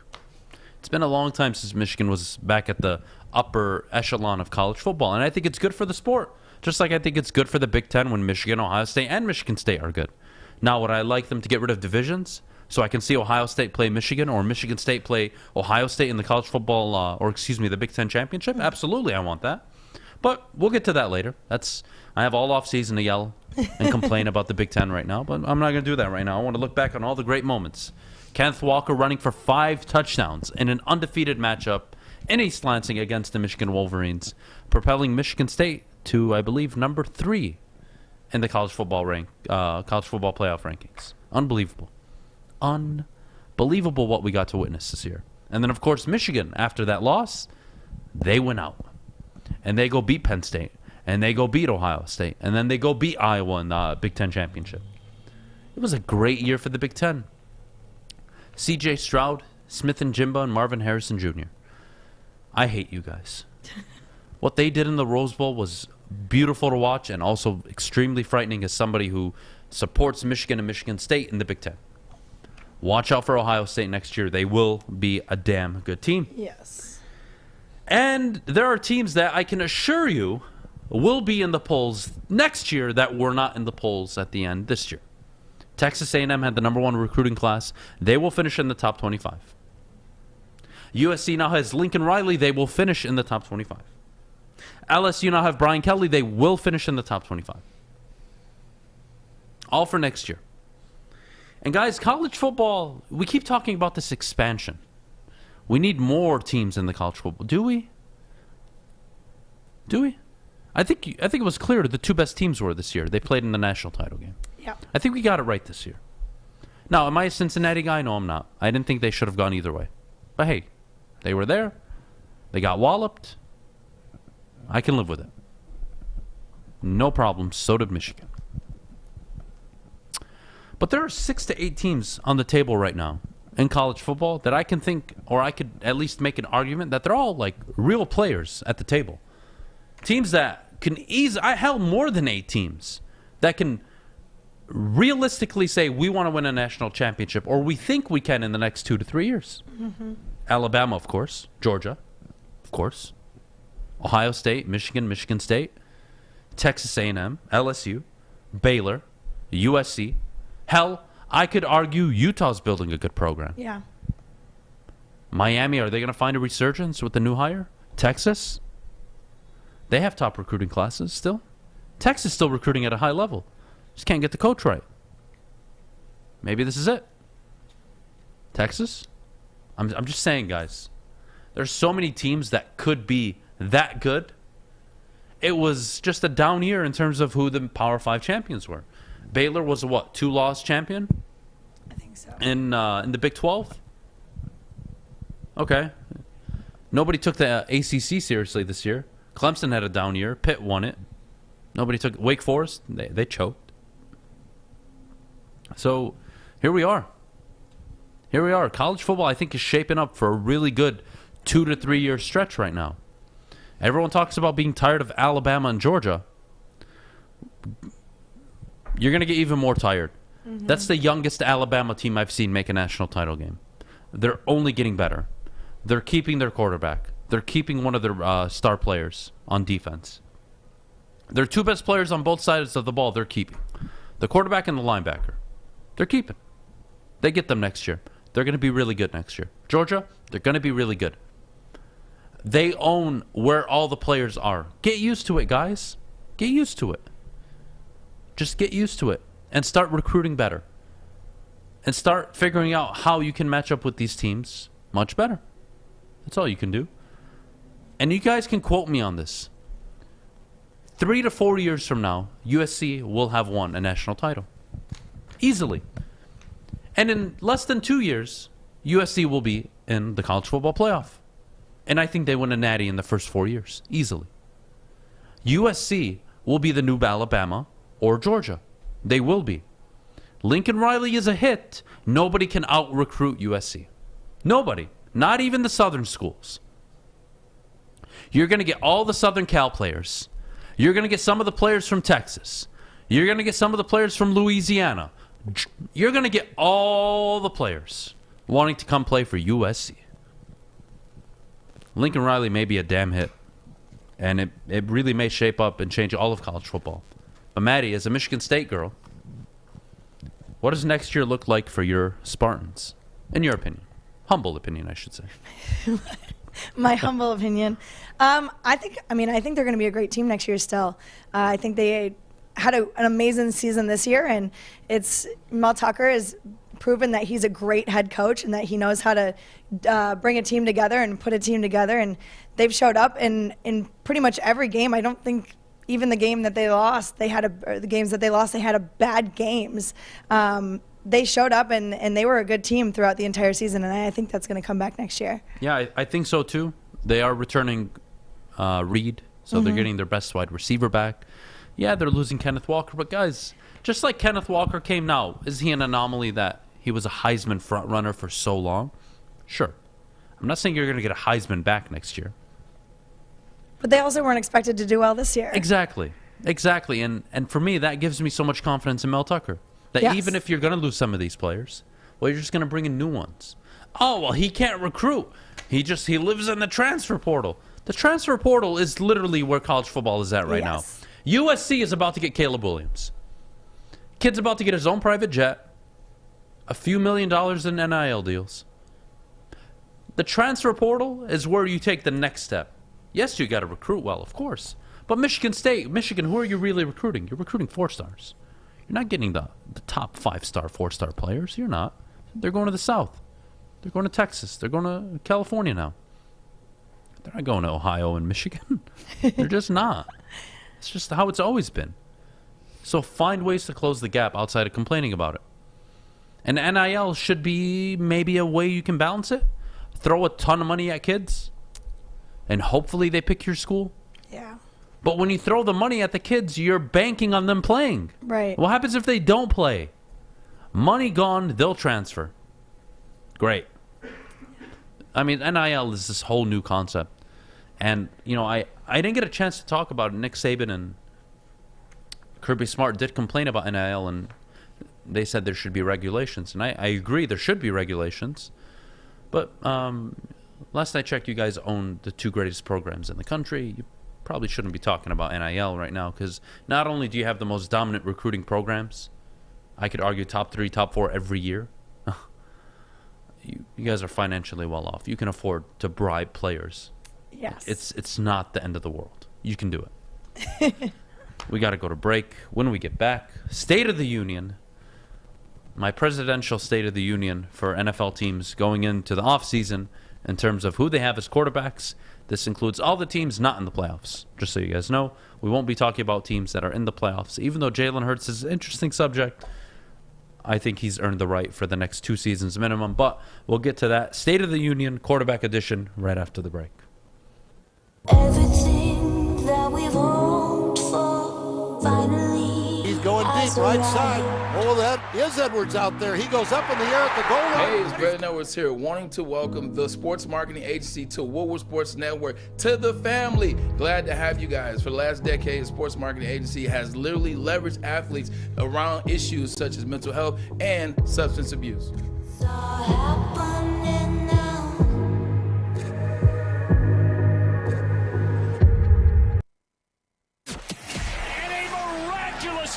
Follow us everywhere. Just search Woodward Sports on YouTube, Facebook, Twitter, Twitch, IG, and more.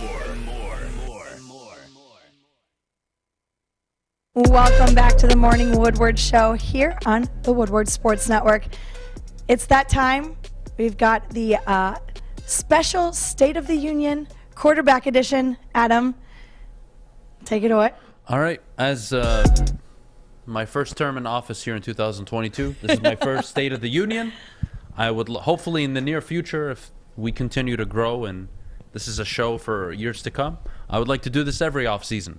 State of the Union after the regular season ends, where teams are at with their quarterbacks. We'll start with the Miami Dolphins. Tua Tagovailoa.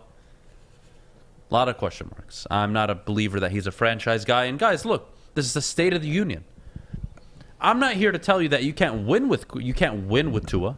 I'm here to tell you you can't win long term with Tua. I don't think that's the guy that wins you 2-3 divisions in a 7-8 year stretch. I don't think that's the guy that gets you to multiple AFC title games. Why waste your time? If he's not the franchise guy, move on. New York, Zach Wilson. I reserve the right, and I plead the fifth on Zach Wilson. I want one more year of Zach Wilson. He did improve down the stretch. He looked much better. But is he a franchise quarterback? I think right now you can say no, but I would prefer to give him next year. I'm willing to be patient. Baker Mayfield. I would deport him if I had executive presidential power, but I don't. So he will stay in Cleveland for the foreseeable future, but Cleveland, move on. He is not the guy. He's absolutely not the franchise quarterback. He's proven it. Move on. Lamar Jackson and the Baltimore Ravens. I have huge upside. Look, I believe in Lamar in terms of he can win you football games. He's a good quarterback, dynamic, but I am terrified what happens when he loses that extra step. When his greatest gift is no longer his greatest strength. What happens then? And that concerns me. Has he improved throwing the football? Sure. He's not Justin Herbert. He's not Joe Burrow. He's not Tom Brady. He's not Aaron Rodgers. Not Matthew Stafford, Kyler Murray. He's different, and sometimes different can be good.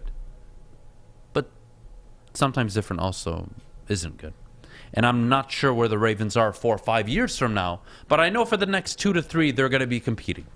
And Lamar Jackson will be a good choice for them. Davis Mills in the Houston Texans. Good luck with that. What the hell's going on with Deshaun Watson here? When are we going to get any new information? The guy's going out, getting haircuts, doing commercials for lefties. Zilch in terms of the legal updates. No idea what's going on in Houston. All I can do is wish them the best of luck. They're in deep water. The next team on this list, the Jacksonville Jaguars, Trevor Lawrence. I think you've got something. I think you've got a good quarterback. The weapons around him aren't, I would say, the best, but I think there's something there. And I think you got to be patient with him. Hopefully you hire the right head coach. You hire the right head coach, Trevor Lawrence could very well be a top 10 quarterback in 2 to 3 years. So Jaguars, make good decisions. That's all I can tell you. The Los Angeles Chargers, you're fine. You're fine. Brandon Staley, stop. Stop trying to be smarter than everybody. Like, I had this problem with Dan Campbell. You do not need to be going it for it that often. It seems a bit excessive to me. Maybe that's the new NFL. But more important than that, to be honest, Brandon Staley, get the defense together. I don't have a problem with your quarterback. You're the defensive-minded guy. You had the number 1 ranked scoring defense while you were in Los Angeles. They clearly regressed when you left. You did not improve the Chargers' defense, which I think we all expected to improve, given you have Darwin James, Joey Bosa. The Denver Broncos. Drew Lock, Teddy Bridgewater. Good luck. Oh, we need a quarterback. I know. Join the club. I already said it. Join the club. Go find a quarterback. You will not win in this league until you have a quarterback. The Washington football team. A year too late.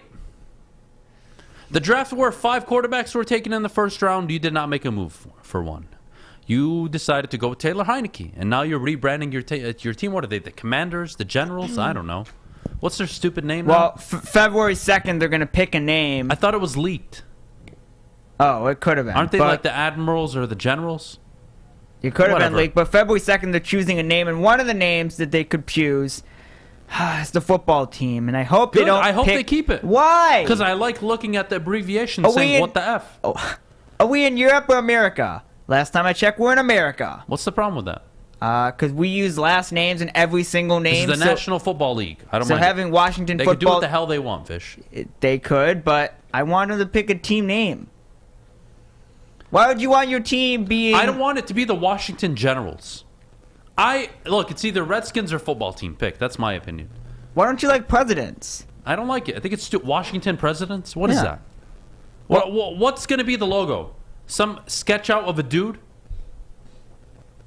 They'll have to figure it out themselves. We're going to be up in arms in 10, 15 years when we have the first woman president. And then the Washington Presidents is just a dude. They'll have to figure it out when it comes. Yeah, I don't like that either. I don't like it. They did the same thing to the Redskins, though. I don't like it either. They should still be the Redskins. I'm in the minority on that. And I'm probably going to get yelled at for that. Well, yeah, I mean, they had the same thing with the Redskins. They said, it's a great name, and now 2022 from this comes. list, I like the Red Hawks. Okay, I don't mind the Red Hawks. That's not bad. I'm curious what that logo looks like. Is that the list of finalists? Yeah, it's Admirals. Yeah, there's like 8 of them. Armada, Brigade, Commanders, Defenders, Presidents, Red Hawks, Red Hogs. Defenders. Wow, the Washington Defenders. Wow, you know That's Washington? stupid. I would love to meet the creative team. Out of all the crap you came up with, Defenders, that was one of the top 8? Jesus Christ. They had Warriors and Wolves on their list previously. Thank but God those are gone. Yes. Thank God those are gone. All right, off the Washington, whatever they're going to be called, the New York Giants, State of the Union, Daniel Jones. You need a quarterback, New York. He's not the answer. He'll maybe win you 5-6 games. Not win you more than that. You need a quarterback, New York. Move on. The Chicago Bears. I said it earlier. Fields of dreams and hope. Who knows? Who knows what may happen? Is he a franchise quarterback? Like Zach Wilson, I'm willing to give him a second year before I say definitely he is or isn't. But you're going to find out sooner or later, Chicago. And if he isn't it, you got to find a new quarterback. But high character kid. He's going to work hard in the offseason. Wouldn't surprise me if he does work out. Detroit's own, the Detroit Lions, Jared Goff. Known as Jared Goof to start the year, now is Jared Goff. I believe the second or third highest passer rating down the stretch since Dan Campbell took over play calling. Yes, he missed a few of those games, so it's a little bit skewed, but regardless of the point, Jared Goff played much better football, was not turning the ball over as much. I think Detroit, you saw the good side of Goff, but you can't expect that over a 17-game season. And that is my concern. Regardless of how he plays next year, Detroit, you need a quarterback, in my opinion. The Atlanta Falcons, Matt Ryan, guys, don't pull a Ben Roethlisberger. Start trying to find the next guy. Start. second, third round picks, doesn't matter. Start looking for the backup. Start looking for the future. Matt Ryan only has so much time left in this league. The Carolina Panthers, I touched on it earlier as well. You guys need a quarterback. Sam Darnold's not a franchise quarterback. Matt Rule, you want to keep your job? Get a franchise quarterback. That's the easiest way to keep your job. You don't have one right now, which means you're going to have to win with an average quarterback, which is very difficult to do in the NFL consistently. So, Panthers, you need a quarterback. Congratulations. Join the club as well. The Seattle Seahawks. They have a quarterback. They have arguably the best quarterback on this entire list. But what they don't have is a clear future. Are they keeping Pete Carroll, or are they moving off of Russell Wilson, or are they keeping both? I'm not confident in any of those scenarios. If they fire Pete Carroll, great. Who's the GM? Who's the head coach? I'd go young, offensive-minded head coach. All right, moving on.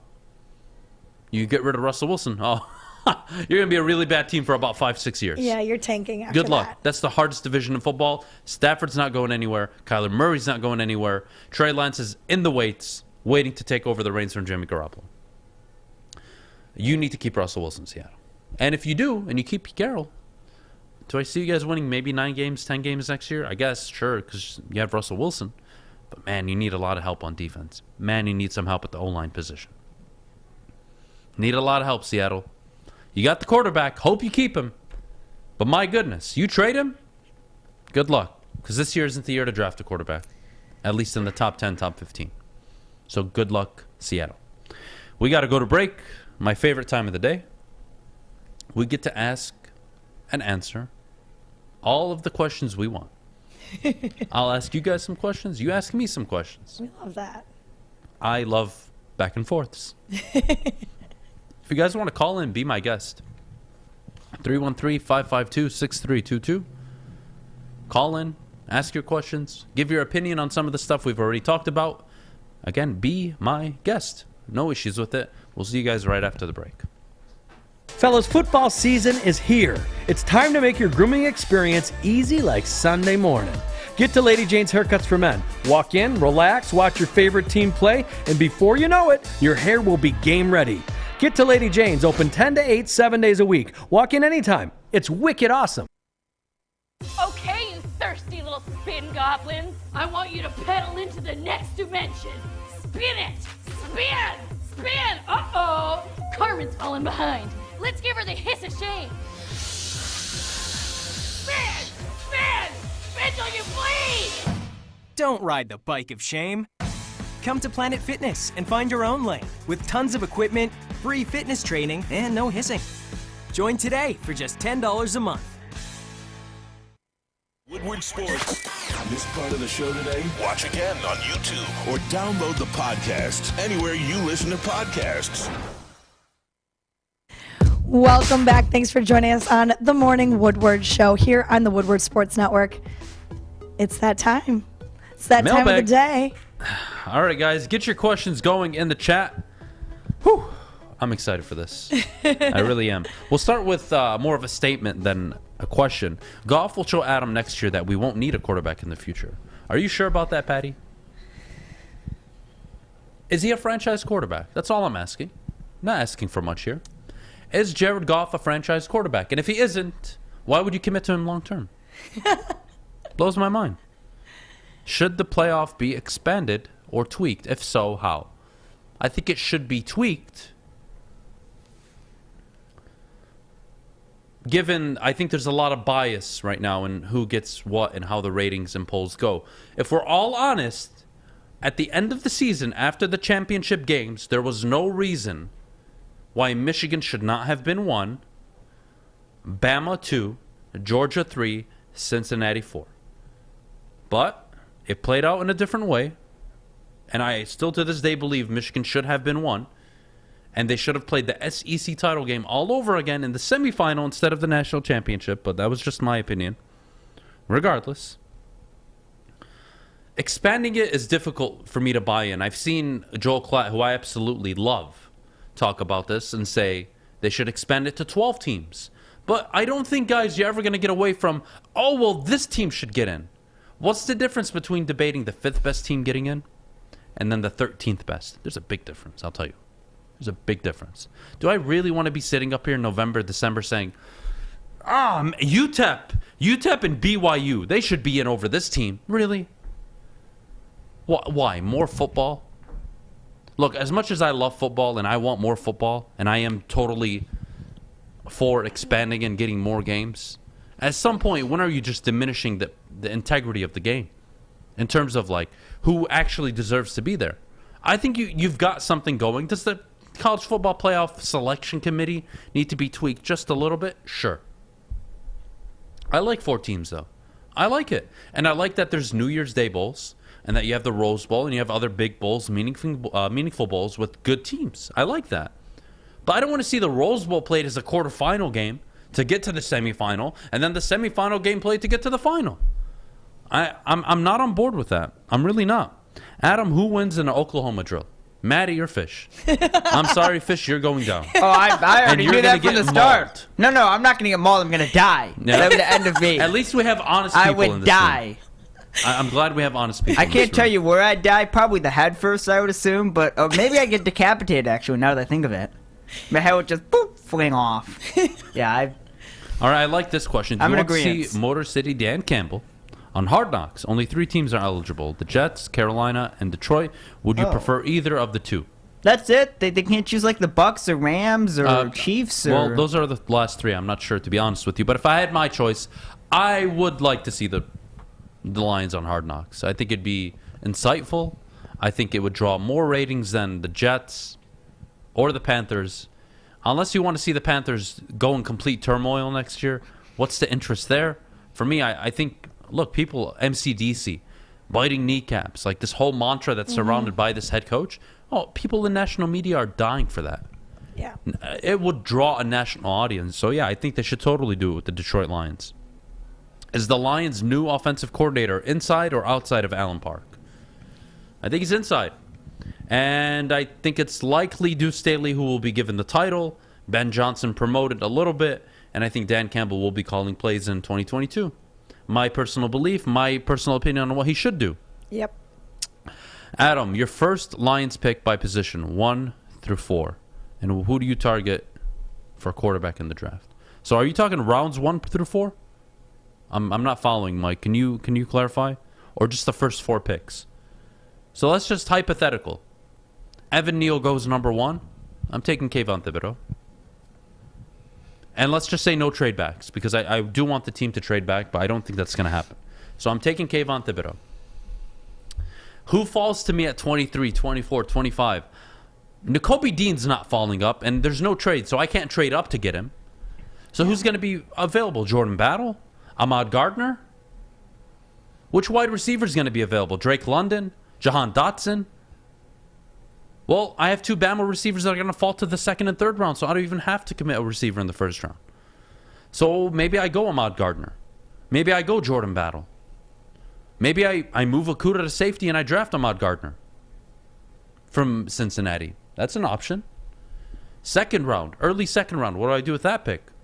Could reach for a wide receiver, or I can be patient later in the 2nd round.